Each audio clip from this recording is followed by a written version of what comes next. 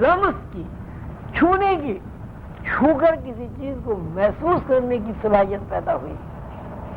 ایسی آواز کو سن کر، آواز کے زیر بم کو محسوس کر کے آواز سننے کی صلاحیت پیدا ہوئی. تو اب ہم یوں کہیں گے کہ مخلوق میں جتنی بھی مخلوق سنتی ہے وہ دراصل اللہ تعالیٰ کی آواز چونکہ اصل میں سن چکی ہے اس لیے سنتی ہے. مخلوق چونکہ اللہ تعالیٰ کو دیکھ چکی ہے اس لیے مخلوق کی بصارت کا تعلق اس بنیاد پر قائم ہوا کہ نظر کا ٹکراؤ، نظر کا ہدف، پہلا ہدف، پہلا ٹکراؤ اللہ تعالیٰ کے اوپر ہوا، اور نظر اور بصارت کے بعد پھر یہ دوسرے احساسات پیدا ہوئے. تو اب ہمیں یہ پتہ چلا کہ یہ ساری کائنات اللہ کی آواز ہے، اور کائنات کے اندر جتنی حسیات ہیں، کائنات کے اندر جتنے حواس ہیں، وہ بھی دراصل اللہ کی آواز ہے. اور مخلوق کا یہ کہنا کہ آپ ہمارے رب ہیں، ہم اس بات کا اقرار کرتے ہیں، یہ ہمارے اوپر ظاہر کرتا ہے کہ مخلوق نے اللہ کو دیکھ کر، اللہ کو سمجھ کر، اللہ کو پہچان کر، اللہ کی آواز سن کر اللہ کی وحدانیت کا اقرار کیا ہے. اب جب ہم کائنات کا ذکر کرتے ہیں اور مقدس کتابوں کا مطالعہ کرتے ہیں، اس میں جتنی بھی آسمانی کتابیں اور آخری کتاب قرآن ہے، اس سے ہمیں یہی پتہ چلتا ہے کہ تمام مخلوق میں انسان زیر بحث اس لیے کہ انسان کو اللہ تعالیٰ نے وہ علوم عطا کیے ہیں جو علوم دوسری تمام مخلوقوں کو تو حاصل ہے، لیکن وہ علوم جو انسان کو حاصل ہیں دوسری مخلوقات کو حاصل نہیں ہے. ان کی بنیاد پر ہمارا وجود اللہ کی آواز ہے، ہمارا سننا اللہ کی آواز ہے، ہمارا دیکھنا اللہ کی آواز ہے. اور جب ہم اللہ کی آواز سن کر سننے، دیکھنے، محسوس کرنے، چھونے، اپنے اور دوسرے میں تمیز کرنے کے قابل ہو گئے تو ہماری نسل کا سلسلہ شروع ہوا.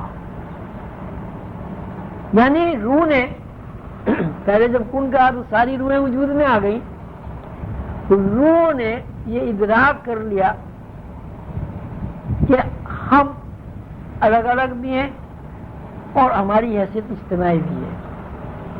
اس کا مطلب یہ ہوا کہ جب اللہ نے کن کہا تو ساری کائنات بشمول جنات، فرشتے، انسان، درخت، حشرات الارض، زمینیں، آسمان، عالمین، سب ایک ساتھ وجود میں آ گئے. اس وجود میں آنے کی ایک ساتھ کی صورت یہ ہوئی کہ آپس میں انہیں اس بات کا ادراک نہیں تھا کہ میں انسان ہوں، یہ بیل ہے، یہ کبوتر ہے، یا چڑیا ہے، یا یہ درخت ہے، یا فرشتہ، سب آپس میں ایک دوسرے میں گڑمٹ. یہ یوں کہیے کہ ایک آئینہ تھا، اس آئینے میں بے شمار عکس ایک جگہ نظر آ رہے تھے، لیکن ہر عکس اس بات سے محروم تھا، اس آگاہی سے کہ وہ اپنی ذات کو الگ سے پہچانتا ہو، الگ سے ادراک کرتا ہو. جب مخلوق نے خود کا ادراک کر لیا اور یہ بات علم میں آ گئی کہ میں کبوتر ہوں. ہاں ایک بات یہ آپ یاد رکھیں کہ یہ جو الستو بربکم اللہ نے کہا اور اس کی بنیاد پر نظر ملی اور سماعت ملی اور مخلوق نے اللہ کی ربوبیت کا اقرار کیا، یہ صرف انسان کے لیے مخصوص نہیں ہے،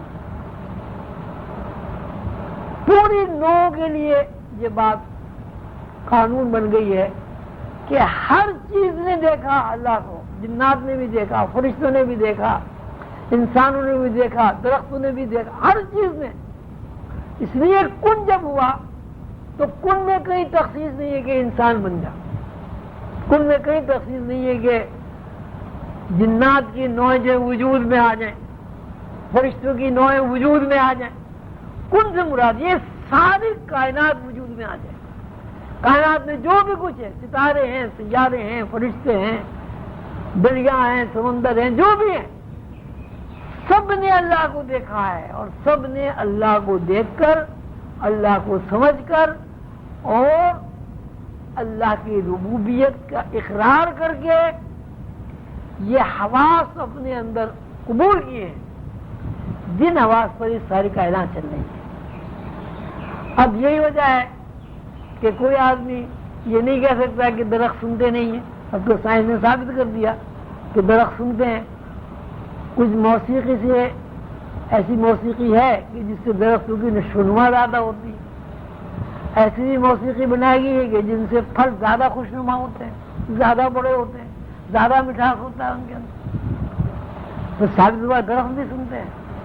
اور درخت نہ صرف سنتے ہیں بلکہ آواز کی شیرینی کو یا آواز کی تلخی کو محسوس بھی کرتے ہیں. یہ اچھا سانس سنتے ہیں، نشو و نما اچھی ہوتی ہے.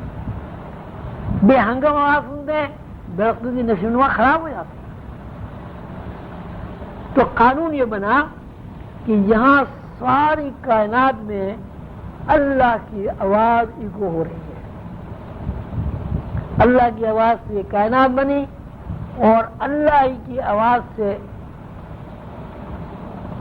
سننے کی حس تخلیق پائی. اللہ کے ہی آواز سے دیکھنے کی حس پیدا ہوئی. اللہ کے ہی آواز سے ہمارے اندر حواس پیدا ہوئی. تو اب یہ کیا اللہ کی آواز کے علاوہ یہاں کچھ بھی نہیں ہے. یہ اللہ کی آواز زمین بھی قبول کر رہی ہے، یہ اللہ کی آواز درخت بھی قبول کر رہے ہیں. اور اسی بات کو اللہ تعالیٰ نے فرمایا کہ کائنات میں کوئی ایک چیز ایسی نہیں ہے جو اللہ کی تسبیح بیان نہیں کرتی. تو اللہ کی تسبیح بیان کرنا بجائے خود اس بات کی دلیل ہے کہ ہر چیز نے اللہ کو دیکھا ہے، اور جس طرح انسان نے اللہ کی ربوبیت کا اقرار کیا ہے، اسی طرح ہر چیز نے اللہ کی ربوبیت کا اقرار کیا ہے. یہ علم کہ انسان ازل کے بعد بھی دوبارہ ازل میں داخل ہو کر اللہ کی آواز اسی طرح سنے جس طرح ازل میں سنی تھی، اللہ کو اسی طرح دیکھے جس طرح اللہ کو ازل میں دیکھا تھا، یہ علم اور یہ صلاحیت مکلف مخلوق جنات اور انسان کو منتقل ہوئی ہے. لیکن جنات کی مخلوق کے بعد جب نوع انسانی پیدا ہوئی، آدم پیدا تو آدم جبھی ہو گیا تھا، لیکن اس آدم کو اللہ تعالیٰ نے جنات کے بعد اپنے لیے منتخب کیا، اور منتخب کرنے کے بعد وہ علوم اس کو سکھا دیے جس سے جنات بھی واقف نہیں تھے. تو جنات واقف نہیں تھے تو فرشتے بھی واقف نہیں تھے. تو اب ہم یہ کہہ سکتے ہیں کہ اللہ کو دیکھنا، اللہ کو سننا، اللہ کو پہچاننا اس اعتبار سے جس طرح اول میں یہ ہو چکی ہے، ایک جنات ہے اور ایک انسان ہے. لیکن جنات کے مقابلے میں انسان اس لیے افضل ہے کہ اللہ تعالیٰ نے اس پہچاننے کے علم کو جتنا جنات کو عطا کیا تھا اس سے زیادہ انسان کو منتقل کر دیا گیا. یہی روحانیت ہے کہ روحانی لوگ اپنے شاگردوں کے اندر یہ وصف پیدا کر دیتے ہیں کہ وہ ازل کی وہ آواز جو اللہ تعالیٰ نے الستو بربکم کے لیے کہا تھا وہ سن لیتے ہیں، اور اس آواز سے جتنی بھی صلاحیتیں انسان کے اندر پیدا ہوئی ہیں وہ ان صلاحیتوں کا مشاہدہ کر لیتے ہیں.